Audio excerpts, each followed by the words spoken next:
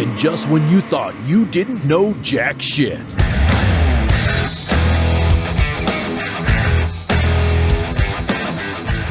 You've tuned in to the rants, raves, and realities of the Jack Shit Show. Starring Rick, the Vanilla Gorilla. And Ranting Ralph. And now, here's Rick and Ralph, I think.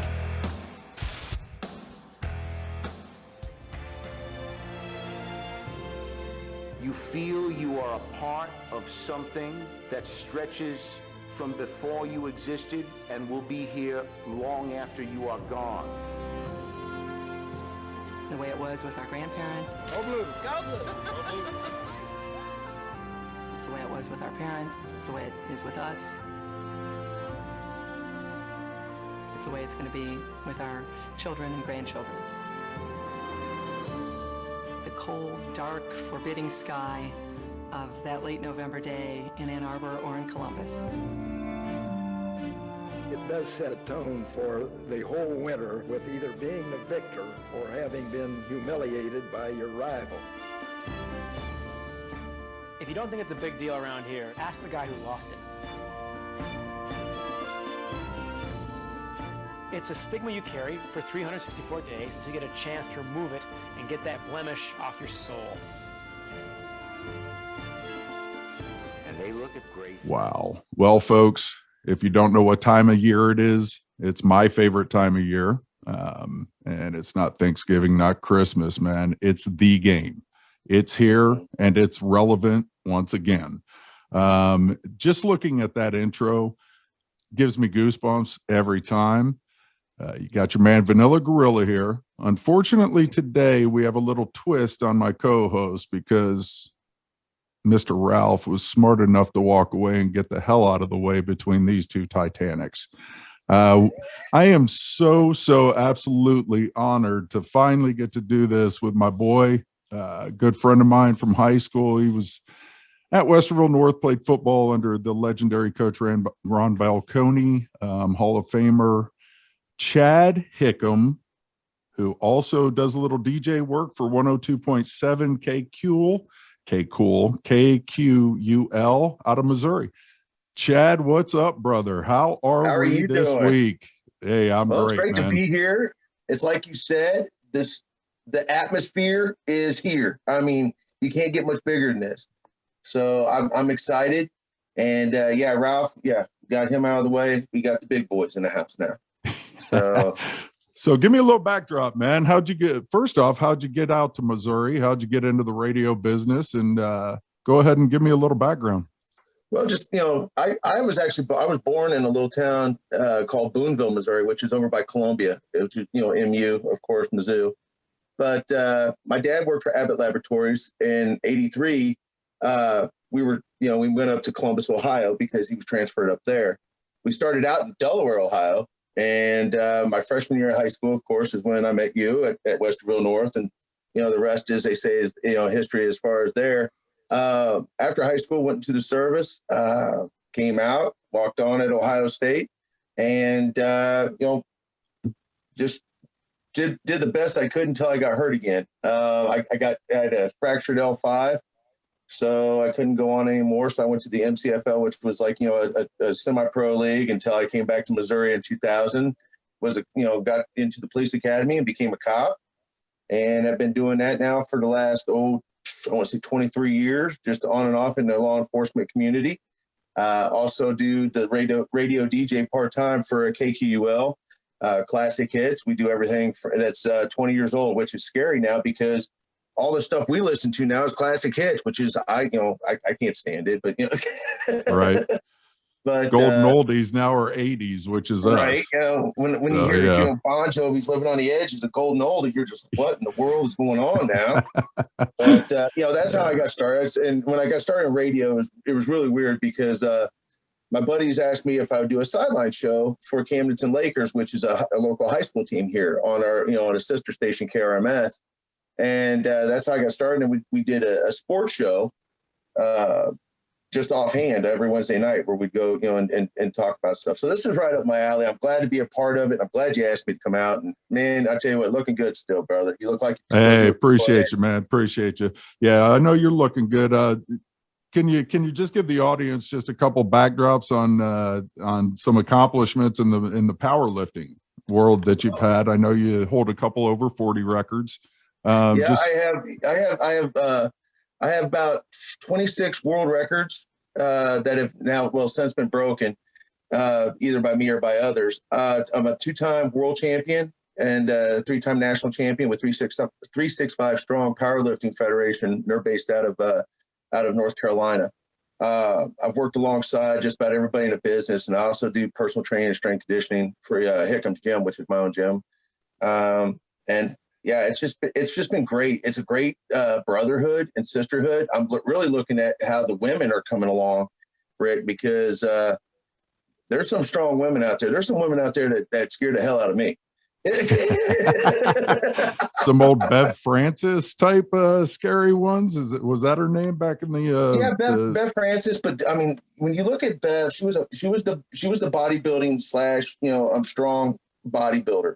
Right. You've got women like Laura Phelps, actually in your neck of the woods in Cincinnati. She has her own place to sweat shop, and Shauna Mendelson. They're both legends. In fact, they both carry world records for women. One does a 775 squat and I think a 535 bench.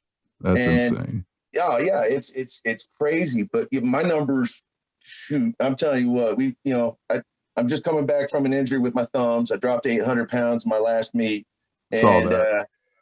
If the side rails weren't up, brother, I wouldn't be having this conversation. I was going to say, your chest and esophagus would have been snapped or crushed at that point. So, all right. Well, that's awesome. I'm so glad you're here. Like I said, we've been talking about doing this, me and you, for the last 7 years, probably. And thanks to Ralph and Kyle, we're here, and this is fantastic. So let me get down to brass tacks, my man. Obviously, you know where I stand, but here's a little backdrop for people. Here's what happens in this rivalry. You're either born into it by blood, or you're regional, or your parents or somebody else pushes you into it. I became a Wolverines. I was born and raised in Ypsilanti, moved to Marshall. For 9 years, I lived in Michigan. That's all I knew was maize and blue, Bo. That's it. That's what I knew. I've lived here longer, so I know some people hate the fact that I'm a Wolverine and said, well, you should change over. You went to school here and no. That's like training a puppy as soon as it becomes a young adult and then saying, well, your last 40 years, you've been an adult, so you need to know this. No, sorry, guys. It's in my blood. It's not going anywhere. Unfortunately, my poor son was born into it through me because he was born in Columbus. But real quick, I want to know from Chad why he's a Buckeye, why he's a diehard Buckeye, and your favorite memory from the game. Give me just your favorite memory that comes off top of your head when you talk about the game. Well, my favorite memory of the game would have to, was back when Earl Bruce, that last one that he did, when they found out that he was fired and then everybody came out with the Earl headbands on. My dad took me to that game. So I was very, very lucky to be there and actually see how that went down. As far as me, since I'm a transplant to Columbus, I would say, because 83, before we moved to Columbus, Rick, I'm going to be honest, I didn't know what football was. Yeah. We had the Kansas City Chiefs, of course, out here. But no, I was a transplant. I started out in 1983 coming from Boonville, Missouri. I didn't know what really football was. We had baseball. That was it. We were a very baseball type community. Sure, there was football, but most of it was just baseball stuff. So we moved to Columbus in 83. And of course, the talk of the town, Saturdays, everything shut down. All the stations, all the radio stations, it was Buckeye football. And I kind of got into it that way. The Mike Lanise, the Chris Carters, Crusados, Keith Byers, Vince Ward. I mean, all those names, just I remember them. And it was just that constant Saturday of just listening of what was going on. And one of my favorite memories was the first game I actually went to was the Iowa, I think it was the 85 Iowa game with Chuck Long when they were ranked. And my dad took me. That was a monsoon. And it was just an amazing time. The atmosphere, the shoe. That's when I knew. That's when I wanted to be a Buckeye. I wanted to play for him. Someday. Sure. I even emulated trying to run like Keith Byers, which I was slow as hell. But yeah, so, you in a 41 jersey wouldn't look right, to be completely honest. You carrying a football wouldn't look right, to be completely honest. Now here's just something that's going to make you laugh, Rick, because before I went to Westerville, I was at Delaware Hayes, and I was, if you remember, I was real skinny and little at the time. Yeah, truth. Before I grew, and I was a running back for Delaware Hayes. Well, you by the time you were a senior, you would have been one of the biggest running backs in the history of the OCC. I can promise you that. You'd look like a Brandon Jacobs in high school. So that's awesome. I mean, obviously, what I'm trying to do is educate some people that don't know exactly why this game became the game. It's not the rivalry, it's the game. When you say the game, most college football fans will know exactly what we're talking about. And Michigan, Ohio State, you better know what that is. But let me go into a little backdrop of how it became where it is now. And people wonder, what's the buildup to it? Could it be because of this? Understand that these two states hated each other for a while. They had a real life war. You can look it up, Battle for the Toledo Strip. In 1835 to 1836, Michigan conceded the Strip for 3/4 of the UP in statehood. Now, that's probably not why this rivalry is this, but it also comes down to close proximity, families marrying the enemy, and having houses divided. You know the flag, Chad. We all know the flag. It's probably one of the biggest sellers out there is the Michigan, Ohio State logos with the house divided with it split right down the middle. You'll see that in Columbus. You'll see that in Ann Arbor a lot. Yep.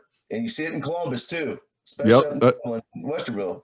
Yep, absolutely. And then the real reason. I mean, the bottom line is the 10-year war was one of the most historic college football decades ever between two men, one Mr. Woody Hayes and one Mr. Glenn Bo Schembechler. What I'm going to do is go ahead and give you a little backdrop on these two men, and I'm going to come back after Woody's clip and ask Chad what he means to Buckeye Nation. But they must have a winning instinct. Oh, absolutely. Well, they can say, I don't care if we win or not. We don't want them because we do want to win, because winning is the epitome of team effort. And we must keep that, and we must inculcate that into our football players. Would you use the word indoctrinate? Yes, I would very much. So many of our liberals are against that word, but I am not. So that was fantastic. And that small clip, I could have played you about 100 of his clips, but that small clip embodies exactly who he was for football and for Ohio State. But Chad, tell me what does he mean to Buckeye Nation? Well, Woody Hayes is, Buckeye Nation. I mean, there were so many times. There was that documentary years ago. It showed all the coaches that Ohio State went through before Woody. And even Woody, those first 3 years, didn't have a winner. It wasn't until a defensive stand in the game that the persona started to grow. They started buying into the program, buying into Ohio State, Woody Hayes football. And when you see Woody and you hear the name Woody, you obviously, know what's coming. I mean, it's not Cheers, it's Ohio State football. And when you see, the streets, you see people dressed like him. I mean, they emulate him still to this day. You'll see him come to the stadium with the little, Ray-Ban little wing glasses and the skinny tie. Yep. Yeah, just everything. And I mean, he personified toughness. He also was very compassionate. I never got to meet the man, But I talked with Archie Griffith a lot because, he was in charge of in charge of the athletics over there. And when I talked to him, I asked him when I first got to Columbus and walked on, I said, what was it like? And he said he was a caring man. He wanted to make sure, first of all, that you graduated and you had an education. But second of all, you better come out there and you better play your butt off for me. I mean, it's 110%, because I've got 5 guys that are waiting for and chomping at the bit. And he meant it, and it was really cool to just hear those guys and how they said how it worked. I mean, was he tough? Yeah. Was he a victim of his own demise? Yes. I still see it in the clips today. You always see it, when he punched the Clemson player, in the bowl game. And to be fair, that is absolutely not what that man should be remembered for. That's media, and that's the uneducated fan want to play that and rub it in over and over and over again. That's not who he was. That's just the competitor he was. Yeah, he was. And I think that consumed him at the end. It really did.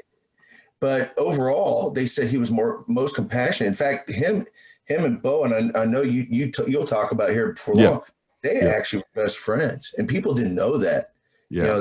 They hated each other. But when Bo had his heart attack, Woody was there. And when Woody went through all of his turmoil, Bo was right there with him. I think Woody Hayes to Columbus, Ohio, though, is kind of like what Elvis would be to Memphis. When you hear the word, when you see what, it's synonymous with Memphis and Graceland. Yeah, he's above life. He's above reality. They walked on air, basically. I agree with that. And to lead into that, that's exactly how Glenn Bo Schembechler was for us. And you've touched a little bit on it, and how Woody was a competitor. Well, the apple doesn't fall far from the tree, as they say. And we'll get into how that's all related here in a second. But I'm going to go ahead and play you a clip of something that every Michigan fan can recite to you word for word. We want the Big Ten championship, and we're going to win it as a team. They can throw out all those great backs and great quarterbacks and great defensive players throughout the country and in this conference. But there's going to be one team that's going to play solely as a team. No man is more important than the team. No coach is more important than the team. The team, the team, the team. And if we think that way, all of us, everything that you do, you take into consideration what effect does it have on my team. Because you can go into professional football, you can go anywhere you want to play after you leave here. You will never play for a team again. You'll play for a contract, you'll play for this, you'll play for that, you'll play for everything except the team. And think what a great thing it is to be a part of something that is the team. We're going to win it. We're going to win the championship again because we're going to play as a team. Better than anybody else in this conference, we're going to play together as a team. We're going to believe in each other. We're not going to criticize each other. We're not going to talk about each other. We're going to encourage each other. And when we play as a team, when the old season is over, you and I know it's going to be Michigan again. Michigan. Now, to me, I don't care if you're a Michigan fan, Ohio State fan. I don't even care if you like college football. If you can't take something from that speech and literally live life by that, they should play that at work. They should play that at jobs. And just, to me, it's the Michigan's version of Never Give Up by Jimmy V. That's how important that speech was to Michigan Nation. Basically, they roll up the banner at the games, the team, the team, the team. And nobody's ever going to forget that speech. What'd you think about that, Chad? Honestly, that's one of those legendary things that you just don't forget that speech. And you don't. Those are the speeches that mold young people. And I'm really grateful that they do that, that they have those. Bo was amazing. And I actually got to meet Bo. When I was a junior in high school, there was a couple of us that were invited to go up to Michigan football camp. And I got to actually meet Bo, and that was when Lloyd Carr was in charge there. and all those guys, and and walk in that locker room and see what it actually meant to the Michigan faithful. You have never give up in that locker room. So I can say I've literally seen it from both sides of the ball. And when you go into Ann Arbor and just, it's amazing what that man did. It's like you said, people still dress up like him. They try to get those dark glasses. They get the old school Michigan hat that I'm wearing right now that he used to wear all the time. And they're just iconic. That's the best way to put it. They're the icons of each school. Doesn't matter who coaches after them. It'll never be their team. These are Bo and Woody's teams. And that's just how it's always going to be. Absolutely. And I agree. So I'm glad we got to recap some of that and show you behind the scenes on who these men were made of and what they were made up of, I guess is a better way of saying it. But what I really want to show you is exactly what Chad alluded to a little bit earlier. I'm going to play this clip for you to show you exactly how tight these two really were. Understand football. Mm-hmm. No, and you had to appreciate that or you're going to get beat 40-0. Yeah. If you tried to play a loose game, go out and score a lot of points, you're going to get beaten terribly. Yeah. The one thing about football is that when you make friends in the game, they're lasting forever. They stay forever. The guys that you played with, men that you coached with, and even men that you coached against. Now, as far as our relationship is concerned, I've done them all with you. I've played for you. I've coached for you. I've coached against you. So I think I know you fairly well. I believe. And to me, that's what it's all about. People can talk about a lot of other things and the great games and all the other things that are involved in college football. But when it's all said and done, the relationships that you have are still the most satisfying. And they're almost always emotional relationships, aren't they? Oh, yeah. Those are the ones that last and the ones you never forget. Right.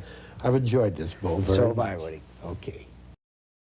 All right. And Chad, like you said, I mean, that embodied what these two were, that they really enjoyed it. Bo said it perfectly. Look, I played for you. I coached against you.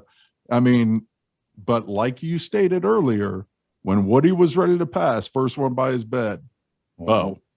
When Bo had the heart attack, first one by his bed, Woody. People don't know that because they don't do the research on that. What competitors are, they respect the hell out of each other because of how good they both were. And it kind of, it becomes that brotherhood, that fraternity. And then when you played for the man and he basically taught you how to be that coach, I'll admit that there's no doubt in my mind that Bo's passion came from Woody. There's no doubt. So yeah, that's just one of those clips, and hopefully we can put this link in there. It's called the 10-Year War, and I would suggest any Buckeye and Michigan fan to take a look at that. It's on YouTube. It's fantastic.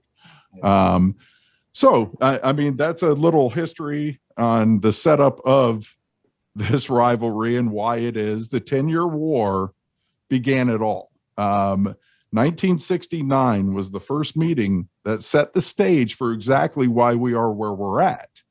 OSU had the tag of the greatest team in college football history that year. And then they got the tag of the biggest upset of the century as Michigan on the first year of Bo upset number one OSU 24-12. You turn it right back around. Here we go. 1970. You think Woody's going to lay down and take that? No. Two undefeated teams. It was dubbed the revenge game of 1970. Both teams undefeated. OSU wins 20-9. Throughout this entire series, however, this long series, 115 meetings, you always expect the upset. I honestly believe, and this is my take on this, that when they say throw the records out, I really think they were talking because of this rivalry right here.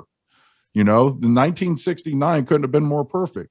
But then you're talking about unbelievable Ohio State teams in 95 when Bianca Batuka ran for 313 and they beat them 31-23.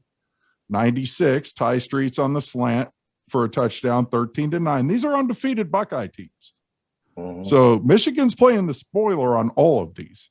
2003. These were Buckeye teams that were dubbed to be national championship teams. Correct. Yes. I mean, these were so stacked teams that you wouldn't think Michigan would even make it to the first quarter. No, these were double-digit spreads in all of these games, and you're talking about this rivalry, which they never try to put double digits on this rivalry ever. Never. And then 2003, Edwards and Navarre team up to upset you guys 35-21. But for me, what I didn't go to earlier, because the best memory of my lifetime, and it's not Desmond, which it should be, and it is one of the best. But my best memories are on 2 Michigan losses. And people laugh at me when I say that. I go, no, these are the best games I've ever seen. And it was 2006, number 1 versus number 2 in Columbus. I mean, it's going to go down as one of the best games of all time, has to go down as the best game in this rivalry, because never before and never again has it been number 1 versus number 2. And to have it that close, finish that close. When I talked about 2 games, I also went to the Rose Bowl when Michigan played Texas, and I watched that last-second field goal beat us. We don't have to win for me to say these are the best games I've ever been to. And that's where people completely get it wrong. But I want to go back to that game, the 42-39 game, because there was a little controversy after that game. If you remember, back then, it was all the votes. It was some of the computer stuff, but it was mostly the people making the decision.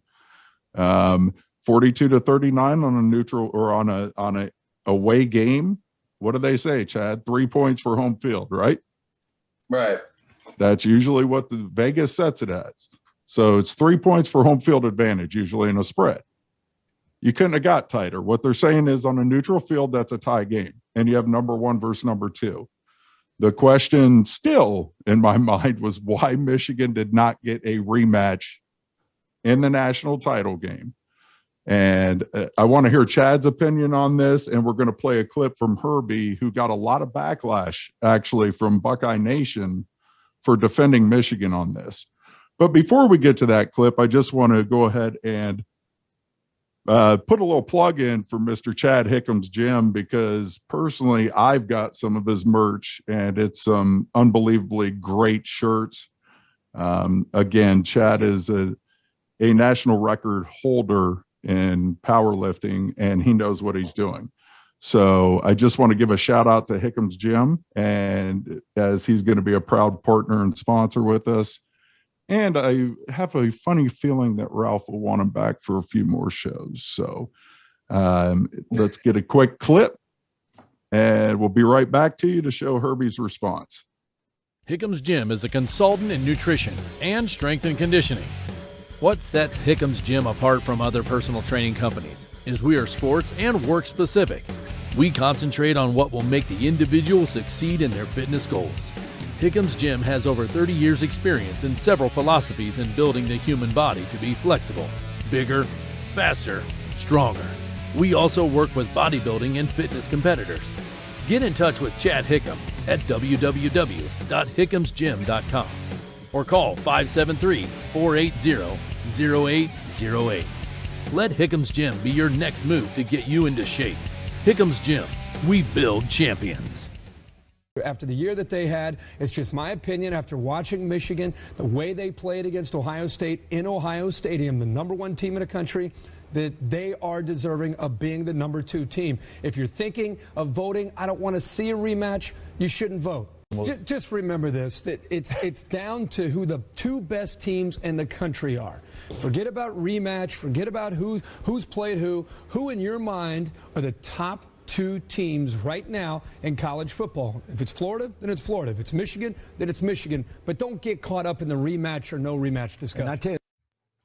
All right. So, Chad, I want your reaction first at not just the game, but I want to hear if you agree with me. I mean, do you think those 2 should have played again? I think they should have. I literally think that was Herbstreit was right, and what you said was right. You know, when you deal with, you have that much. And you also got to remember, too, Michigan was coming off of a very emotional because the night before, that was when Bo died. Correct. And that was a very emotional weekend in both Columbus and Ann Arbor. But when you had that much talent and it showed that much, and I mean, there was nothing that year. If you remember, there was no game that year that topped that game of how close it was and how much passion both teams play. I mean, there were people getting, I remember because you were in the stands. I was down on the field because I had my alumni tickets. I watched a guy get knocked right through the bench over there. And I'm like, damn, man, he just got clocked from the sideline and took out the bench. So there was a lot of passion. Do I think they needed to play? Yes. Do I see it happening? No. And the reason why I don't, and I hate to say this, is because you know as well as I do, back when it was the BCS, I call it the body cavity search for a reason, because they used to screw a lot of people. And this is one of the games that they did. They didn't want that. They didn't. And Herbie said it exactly right. They didn't want the rematch. But guess what? You shouldn't vote then if that's in your head, instead of looking at it as the best two teams in the nation, then you were voting for the wrong reason. Now, Herbie took a lot of backlash in Buckeye Nation because how dare him want that? And I'm sitting there going, guys, if it was the other way around, I would have wanted it. Why would you not want that? And then there was discussion. Let's move it out of the last game of the year. No, we'll never do that. No, that's the tradition of it all right there, is the last game of the year. But the big thing, going back to the whole Herbie and people, why they gave him so much grief. I mean, here's the thing. You also got to remember, Herbstreit, he went to Ann Arbor High School, if I remember right. No, I don't think he was at Pioneer. That was the two Harbaugh brothers both played at Pioneer. I think he had something to do with Michigan. I think the Herbstreits had something to do with Michigan football. Okay. So he's got something. I think his dad was a coach or something like that. I don't know. I'll have to look it up. Right. He's got some lineage there. And you can't down a man. Also, it's like you said, you can't down somebody because for doing his job. For doing their job. I mean, you're sitting there, you're that's like me saying, well, I didn't see that happen. So, okay, that didn't happen. Screw that. These guys came out on that field that Saturday. They proved themselves and they earned that spot. And to me, it should have been Michigan, Ohio State in the national championship. Unfortunately, there's about 30 other of those voters that were SEC, ACC. And you knew damn well, Rick, you knew damn well that they are not going to take a Big Ten championship. Well, Chad, how could we expect anything else when you had Danielson and Lundquist on Channel 10? CBS just absolutely politicking for them during the game. Oh yeah, during the SEC championship, it was insane, guys. There's no other way to put it. Literally, Danielson had a checklist up showing why Florida deserved it over Michigan. When did we start doing it? Danielson is not allowed back in Detroit or Michigan ever again. If I see him, me and him going to have words, and he was a Lions quarterback. So that's how much I hate him now over this, because it was the worst politicking thing I've ever seen in sports. And that's saying a ton, but it was. Go back and look it up. It got worse. It was terrible. And how I'm not even going to say how they are still allowed to be on it, because the SEC loves them. Okay. I don't want to go off the rails on this one because Gary, number 16 Lions jerseys, burn them all if you have one, and never allow him over that border again. Okay. Musa. Yeah, there it is. So, all right, let's get back on course here. We've got this rivalry is just, like I said, when you talk college football, people will put it as either number one or number two. Depends how military affected you are. Army, Navy's right up there. As far as the theatrics of Army, Navy, there's nothing better to me. That's still on my bucket list. I got to go see that game. The great thing about this series, though, as I alluded to earlier, 115 meetings, guys. and the series is 58, 51, and 6. That's why it's great. It's still tight. They've played 115 times, and 7 wins separates these two. Yep. You can't say that about a lot of them. First off, I don't know if anybody else has 115 meetings. I'm sure Harvard, Yale, or somebody does. Yeah, but who cares? Who cares? Right. Yeah, who cares? And here's why, Chad. It had all that build up, and why we keep saying and we act pompous, like, who cares? There's no other series. Well, here's why. Most of these matchups between these two either have a Big Ten title on the line, or a possible national title, or most of the time both. Yep. And here we are again, that it's going to have both on the line again. So and you know, I don't know where you stand on this, but me and Ralph had talked about this before, and we're going to have an episode in a couple that's going to really dive into this. But the effects of a win in this series reach farther than in the current season, as both merchandise sales, recruiting, burning of campuses. I mean, today's climate of the paid collegiate player and endorsements, a winning quarterback could feel the effects of a win of this magnitude of this game financially for the rest of his life. And you think I'm kidding? I'm not. Think about this. If people like Jimmy Carsados could have got paid back in the day as he won 4 gold pants against Michigan, he's still doing endorsement deals as the former Buckeye quarterback. These kids are going to be set. If they win this game, any of them, and I'm talking about any of them, a punter will still get endorsements for this. And I'm not kidding on this. What's that? Yep. Tom Tupa still does. Exactly. So, I mean, the significance of this new climate with the paid players, like I said, me and Ralph definitely are going to have an episode further on this, because we're really going to dive in. But the dollar signs involved in this are insane. Mm-hmm. So what do you think, Chad, real quick, about these players getting paid? Because I know you're old school like me. So I'm not a Giant fan. I don't want to see them get raked over the coals on this either, and have universities getting billions of dollars while they get screwed. But at the same time, I'm kind of old school Olympics amateur athlete kind of thought. What do you think on that? Well, I mean, for me, it's kind of a draw, because I've seen how the monster works for the NCAA, as you well know. The big thing is they used to give them the allotment money. You can't live off that allotment money. And then they tell you, if you're a full scholar athlete, you can't have a job.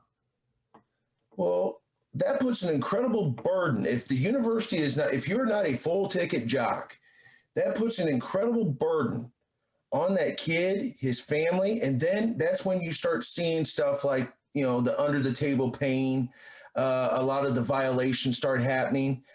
Well, hell yeah, they are, because look what's happening. Right. What's happening. These kids, they're sitting there, they get there. Number one, they're very impressionable. They're only 17, 18, 19, 20 years old tops before, they go on to pros. But they're very impressionable. And you got somebody that's, I'm paraphrasing. I didn't know if this ever happened, so please don't take it too serious. But let's say, Dave Thomas was alive, Wendy's owner, and comes in and just throws, and just shakes a hand and gives somebody a few $1,000 bills. Okay. Right. Have to do is perform. Somebody's going to grease the pocket. Right. So the big thing is this. I've seen it on both sides. Do I think it should happen? I think they should up the allotment is where I'm at. I think instead of just the certain amount of money, they have to bring it up to at least a quality and standard of living, with living expenses and stuff like that. Do I think that I can get on board with, because I hate to cut you. That I can get on board with 7 digits for some of these kids that are 18 years old. No. Sorry. I'm not on board with that. They'd be in prison. They wouldn't know what to do. Again, I kind of opened the can, but we are definitely going to dive into this in a further episode. Real quick, I want to go into a couple names that we both know well, because I got lucky enough through my transition as I moved here from Michigan to hell. I got lucky because I came in during the Cooper era. See, God loved me. God does not like my son so much. He loves me. You moved me in sixth grade, hardest transition of my life, right? You're coming into junior high. I had to either be a stud athlete or never play. And we all know what I was. So, so anyways, especially with people with a little shout out to a Palumbo and, you know, and Schultz. And of course, Mr. Judas Priest Miller. Can't forget him. Love that man. So anyways, so I come in the era of John Cooper. Now, to put this in perspective to my co-host Ralph, because he's not familiar with this series, right? This is how important this game is to boosters, to fans, and to administration. John Cooper, during that time, in a 13-year span, was 2-10-1 against Michigan. But his overall record at OSU was 111, 43-4. He won more Big Ten titles in that span and sent the most players to the NFL than any other coach in the Big Ten. But his record against Michigan and 3-8 in bowl games, and he was fired. Yep. That's how big this game really is. You don't win you don't beat your rivals. And guess what? John Harbaugh is facing that right now, or Jim is. I'm sorry. I don't know why I keep calling him John, because we hired the wrong brother. That's why I keep calling him John. Anyways, he's facing something very, very similar. When you go winless against OSU, you're 0-5. You haven't won a game in this series. You would have been 0-6 last year. Let's be honest about that. They would have got dominated last year. And right now he's 3-9 against Michigan State and Ohio State combined. See, what people don't get is Michigan State is a bigger rival to us up there, not down here. I'm not saying that, and I'm not saying it nationwide. I'm saying up there it is. When you can't beat either one of your rivals, pack your bags, son. Pack your bags. You know, it was good knowing you. Everybody talked about the extension that Harbaugh got. You guys don't read the fine print. He took a pay cut, and his buyout is half of what it would have been because he's on that leash. And we all know it. Insiders tell me already that bottom line is he wins Saturday or he's gone because of the Michigan State game. If he wins one of the two, he's safe. You lose them both. The way he lost Michigan State was horrible. You lose them both, you're gone. This is a do or die game for this man. And for those who don't understand that, it's right in front of you. It's a do or die game. So, you know, what'd you think about Cooper? And now we're looking at it with Harbaugh. I know you're going to go, I love the extension you gave Harbaugh. We want him there forever, because I wanted Cooper there forever. It was awesome. Well, but I think the big thing for me, and you never want to see somebody, you know, do bad, especially somebody that has a history with that, you know, and I'm like you, I'm going to give props where props is due. You know, Jim Harbaugh was an amazing athlete when he was at Michigan as a quarterback. He masterminded a lot of games for him in the 80s. Mm-hmm. Yep. The big thing I remember with Cooper was he thought it was just another game. Yeah, that was the issue. You're right. He didn't care. He just wanted to get him to the bowl game and a national championship. You're right. That's what really screwed him from the get-go. Because this is our bowl game and this is the national championship, this rival. Because when you look at it, it's like you said, towns shut down. Blue chip athletes make their decision on this game. I mean, it is that important. And when you're just saying it's another game, well, what does that tell you? And I mean, John was great at recruiting. Don't get me wrong. That man could sell manure to a farmer. He was amazing. Yes, he could. You know? And I mean, I remember when I walked on, you know, he looked at me and he was just like, well, you're going to have to bulk up a little bit, boy. And I sat there and go, oh, that ain't no problem. I get that done. when you get to those coaches, and like I said, you never want to see anybody do bad. And I can tell you from experience, because I remember those games where Biaka Batuka came back, where Ty Streets did the slant. I mean, it kills you. It's like somebody just takes a knife and just right into your heart. And you're just like, what in the hell? What everything was going our way. What the hell happened? But in this case, Jim is going to be the next John Cooper. And I very much see it. And it's not because, I'm predicting, of course, an Ohio State win this weekend. Sure. It's not going to be pretty. It's going to be a slugfest, but I do see it if everything shows up right. Now I've also seen him lay a dud for the coach. I remember, it's like I said, you go back, you had Earl Bruce. Earl Bruce had a winning record, just not against Michigan. And look what happened.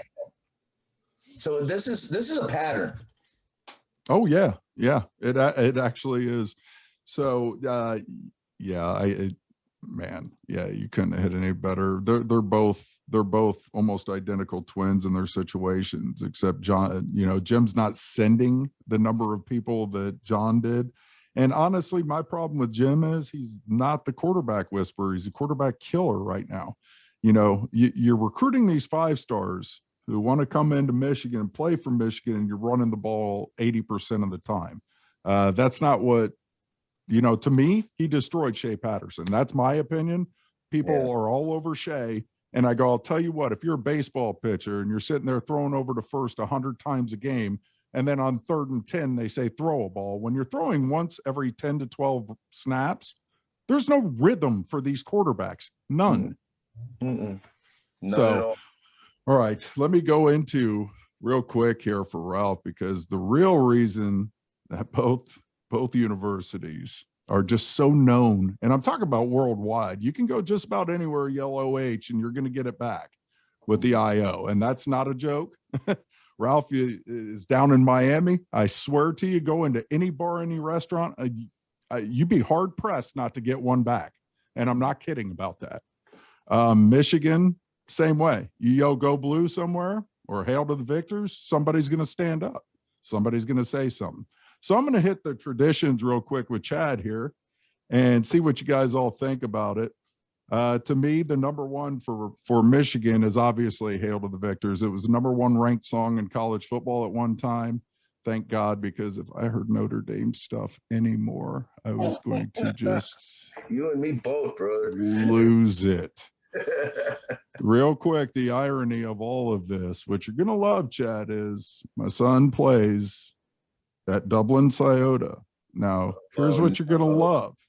They've got the Block S of Michigan State. And you'll never guess. What do you think their song is? Oh my gosh, it can't be that Notre Dame song. It is. Oh my God, you hit it right. I mean, God blessed me, and then he literally wants me to snap. Dude, I was going to say, it's a special torture. that I walked in to the high school the first time, looked at the football field, and I looked at my son, and I go, you've got to be kidding me. And then they played that Notre Dame fight song. I was like, oh my God, no. So anyways, I want to play a clip of Hail to the Victors for you, because that is our number one, I think, in my opinion. So I will come back right after this. Will join in a rousing chorus of the Victors.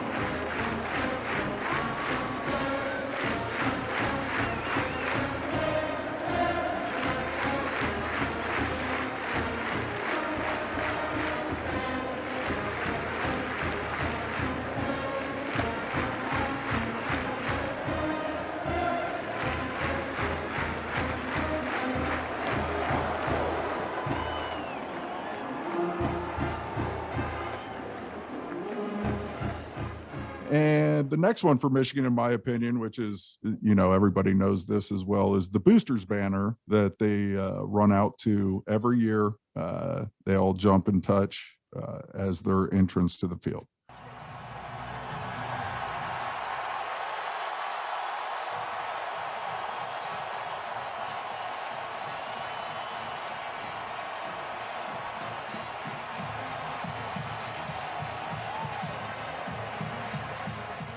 And now the latest craze, which I don't understand, not even going to lie to you, don't know where it came from.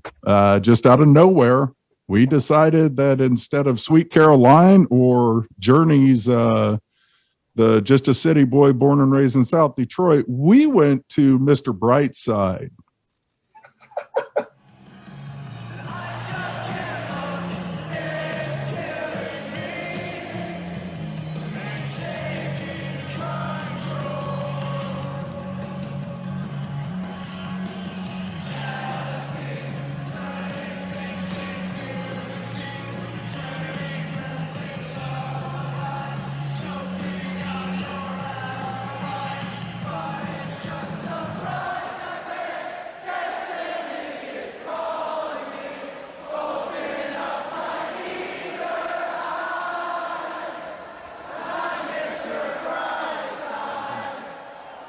Now, before I throw this over to Chad for his, I just want to make this clear that the kids singing that song weren't even a twinkle in Daddy's eye when it was written and released. So, Mr. Brightside, you guys just keep singing it. We're talking about taking a woman's dress off in the song. I don't know what the hell's going on, to be honest. So, Chad, why don't you take it away? Give me your Ohio State ones. I put 3 pretty good ones that me as a Michigan fan, I can respect these big time. So go ahead, take it away, Chad. One of them I have, we can't even do anymore. And we used to go over and take a plunge in Mirror Lake, but in talking, with people, and they drain it now the day before the game because too many people, I guess, were getting pneumonia and everything else, But yeah, a kid actually died, drowned, and that's when they shut it down. Yep. Hey, by the way, and I'm not making light of this, but how do you drown in knee-deep water? Oh, it's very easy. It's very easy. I mean, if you're hammered, yeah. Well, if you're hammered, number one, but also when they throw people in there, and then there's people in there on top of it. They ran back and start dancing. So you get somebody that gets stepped on, they're underwater. Trampled. Yep, you're right, man. You're right. Again, I was not making light of that in any way, shape, or form. No. It's very easy. So let's bounce back because Mirror Lake was a very good one that I didn't have on there. Why don't you give me a little breakdown? I'm going to go ahead and play the clip of Script, Ohio.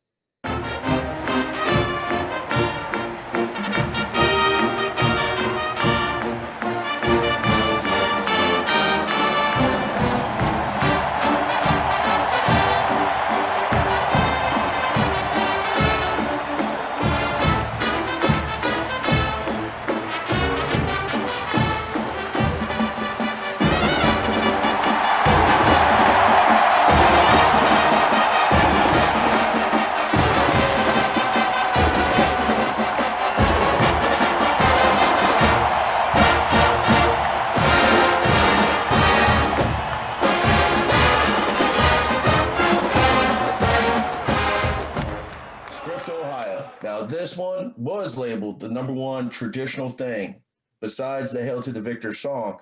This is the number one tradition is when you go to these games and you see it. All right. You see the marching M of Michigan, but when Ohio State does that Script Ohio, and to see all those fans just go crazy, it's just, the sousaphone player, everything. It's just amazing. That to me is amazing. The second big one I'd have to say is the Skull Session.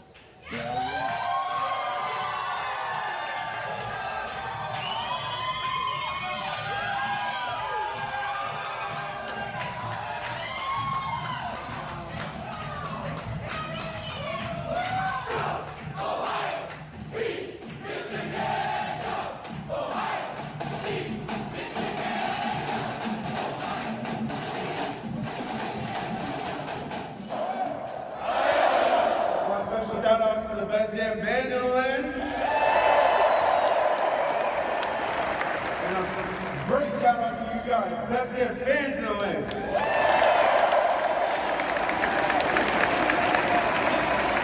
Like I said, you came for us, the seniors, senior band members. Last time in a shoe means a lot. And the guys back here have been through a lot. Been through a lot the last 4 to 5 years. So we got to send them out the right way. We have to. woke up emotional today, thinking about everything these guys have been through, what they've given to Ohio State, and how important this game is. Because everything we work towards is big games in November. And here we are. It's been a build. It's been a grind to get to right now. Let's have the best one of the year. 4-3. Winners are not to like. It's a pep rally. Remember in high school when we had them? Well, here you have them, but it's at a bigger level. I mean, you got stuff, especially the Michigan Week Skull Session. The band's in there. Everybody's just getting all fired up. You know, the coaches saying stuff. You love the atmosphere. It's that buildup. It's the crescendo to get to that game on Saturday.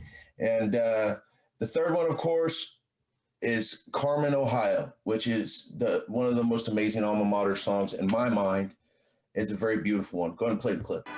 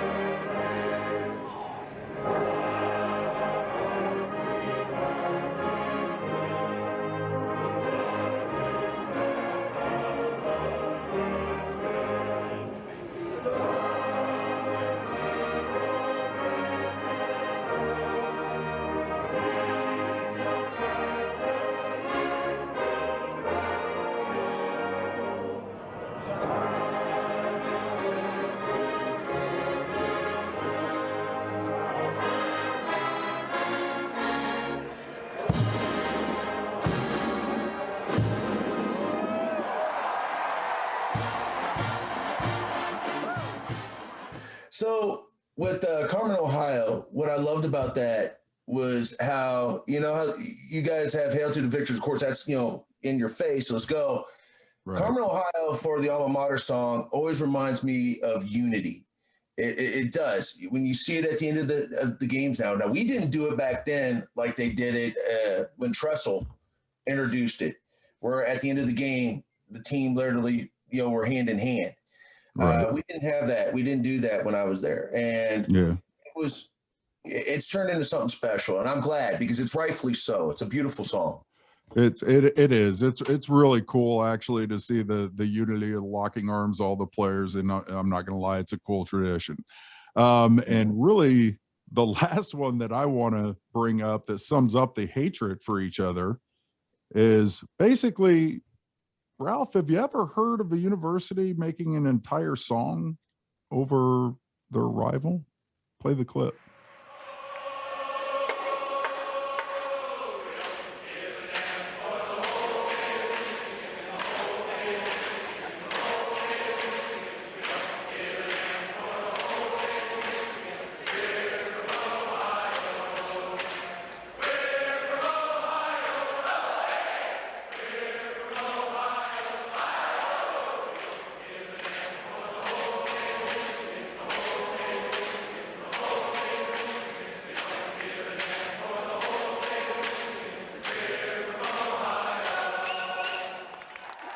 Wow. I mean, yeah, there is no brotherly love with that. But Chad, I do have a serious question because, I mean, in my best Conor McGregor voice, I mean, Jesus Christ, it's like a fucking red panty party over here. You got us fucking writing Script Ohio. You got us fucking starting with the shit for the kids in the stadium. You guys copy everything. Stop. Oh, really? Okay. Well, let's just put it this way. Okay. You guys do have the tradition. I will give you that. You started Script Ohio for us, by the way. Thank you. Okay. Thank you. I will pay homage. All right. But who does it better, Rick? Who does it better? That's true. That's true. Shut up. All right. All right. So since we had our little fun, we had our fun. Hey, easy. You're too far away to kick my ass. Easy. Las Vegas, the spread opened at 7.5. You can see where the money's going because it's up to 8.5. So people are jumping the line. I don't blame them.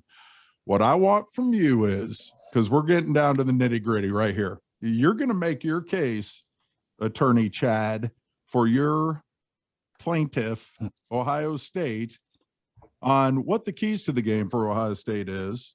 That's number one. Number two, this is the one I really want to hear because this is where we educate folks. Who are we supposed to watch for to be the sleeper MVP for Ohio State? I don't want one of the big names. I want somebody that nobody's heard of, which you still have a ton out there. And I need your final score.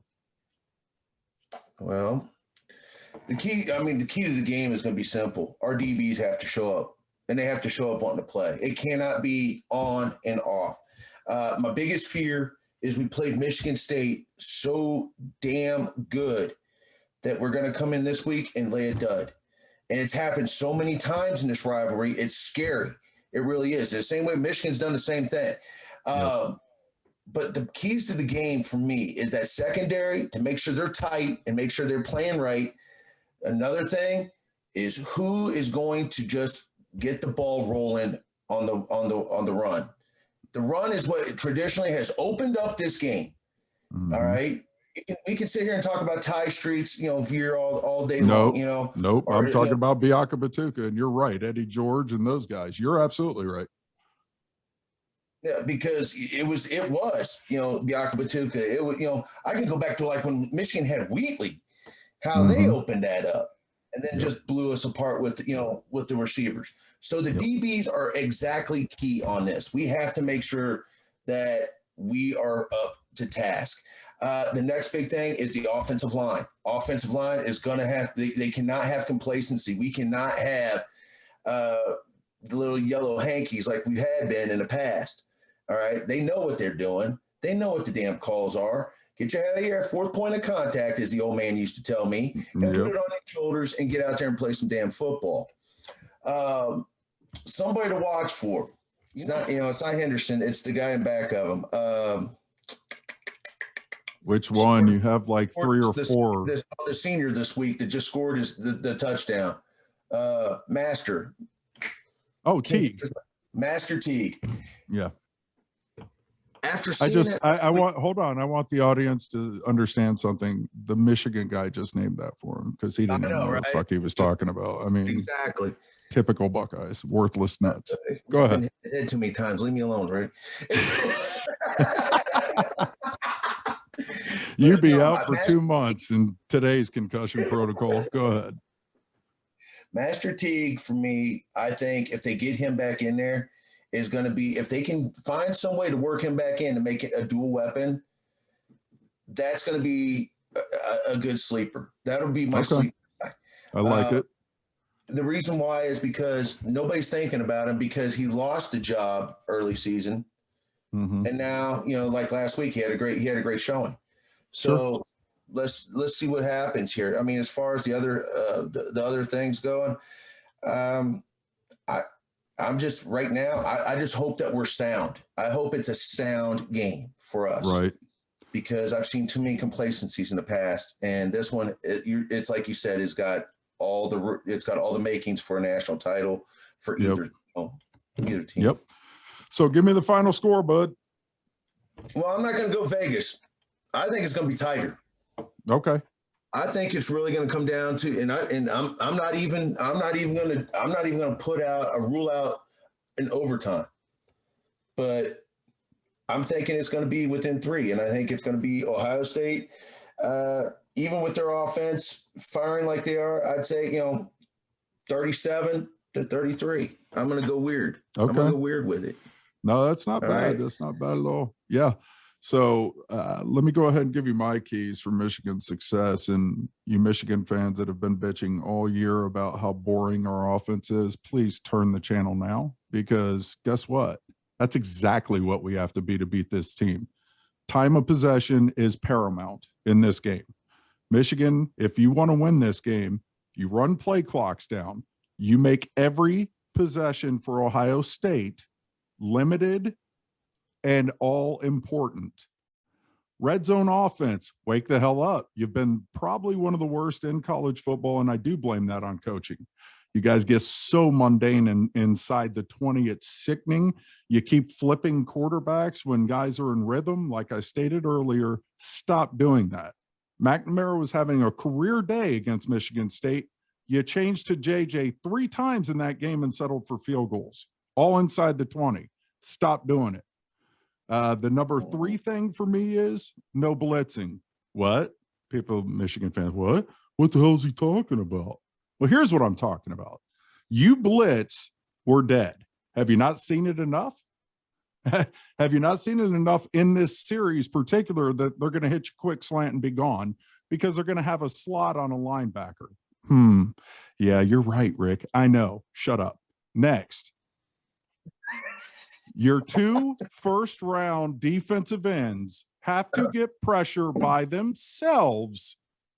Step up and be who you're touted to be. Bottom line. So with all that said, Chad, my sleeper of the game, and I think we had talked about this before, is Sanistrell, our slot receiver number 5, who's got some serious burning speed. When those third downs present themselves and their must converts, he's got to step up, because guess what? That matchup I just spoke about, where we can find a linebacker on him, is exactly what we want. No offense to Buckeye Nation. We saw it last year in the national title game. Alabama exploited your linebackers by putting men in motion, either bringing them out of the backfield, which I think is a great move by coaches when they put a wide receiver in the backfield and move him out in motion. Linebacker has to take him. Or they just put their best player in the slot and make a linebacker get mixed up in coverage on that, which they did with, who was it? The Heisman Trophy winner. Sorry, now I'm drawing the blank. I don't care about Alabama or the SEC, so you can't make fun of me on that. So bottom line is, if those things go right for Michigan, I'm with you, though. I think this is a tight game. I had it 27-24 Michigan. I can see it if they can pull that slot. Yeah. Because we don't have the backers to cover speed. No, you don't.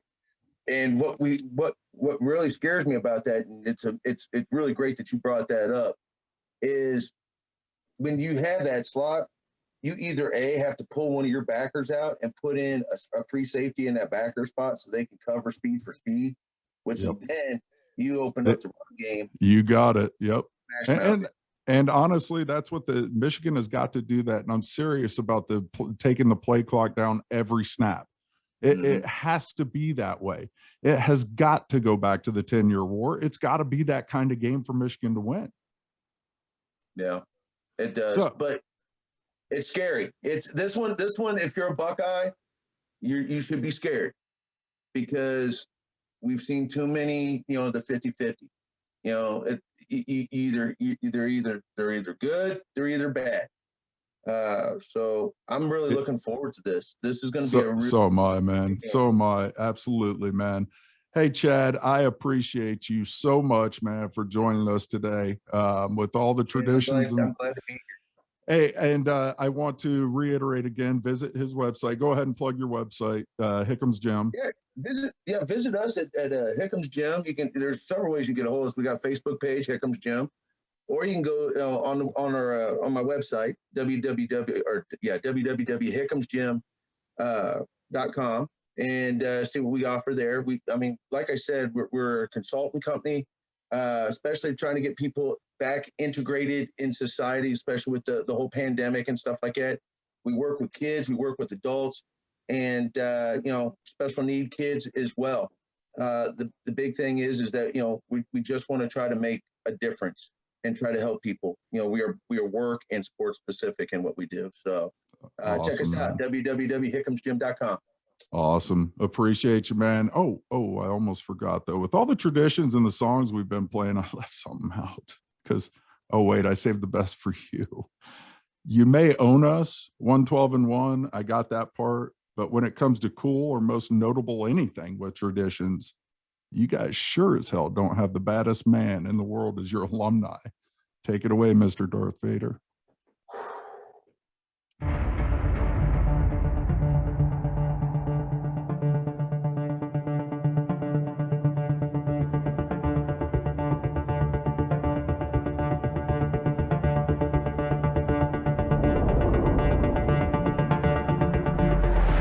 This is the University of Michigan. What a football game we're going to have here this afternoon. You are looking live at a sold-out 103,000 Michigan Stadium in Ann Arbor. And the football game from Ann Arbor. The nation will rock with the praises of the Maize and Blue this evening. Where we respect integrity and honor excellence. The jubilation and cheering long into the night. Here come the Wolverines.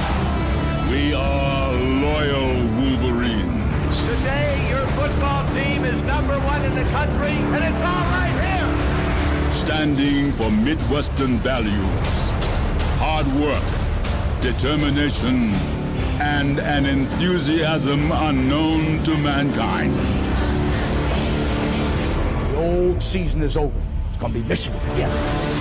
We are the best university in the world. Students and athletes and professors achieving at the highest level. You better believe it. This is our legacy and our future.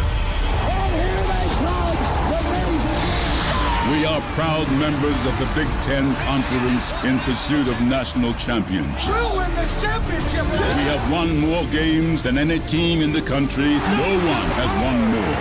We believe in football. We did. Championship football.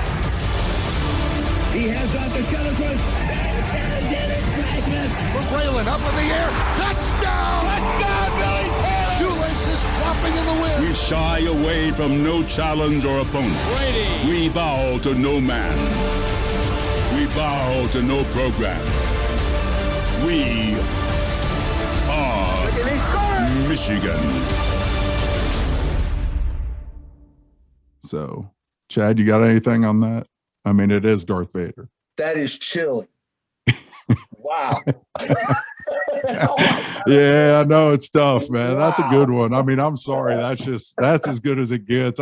Like, honestly, and I don't mean this negative, if that was an Ohio State ad, I'd still have chills. Like, damn, that's good. Yeah, I'm just like sitting here going, huh? All right, brother. Well, good luck to you, man, with Hickham's Gym. You know, I want one of those hoodies. I love those shirts. Love those shirts. And as we take you out with a song that was actually created for Michigan's football team too, but we can't really name the name, but you guys all know who it is. Anyways, the next week's show will be a recap of this show. We'll see how on or off me and Chad were on the predictions. We will go ahead and recap the weekend in Ann Arbor. I will probably have some video from it with my son, as we will be at the game. Also, I do want to go ahead and say that Ralph will be back with me, and we will be diving deeper into the players being paid in college football and the money financial side of the game and sports in general. So once again, a big thanks to Chad Hickam, my man, my buddy, my Missouri buddy, and we'll see. Some fishing. Yeah, no, I'm on my way, man. I told you I gotta ride that bull. That's still on the bucket list. So, all right. Well, we appreciate you all joining us today, and we will see you next time on the Jack Shit Show. Go Bucks. You have just been schooled by Jack Shit, the show that brings you rants, raves, and realities. If you haven't done so already, please give us a thumbs up, subscribe, and share. And for the love of God, hit that bell so you will be notified of future episodes. On behalf of Rick, the Vanilla Gorilla, and Ranting Ralph, I'm John Porta, saying you now know Jack Shit.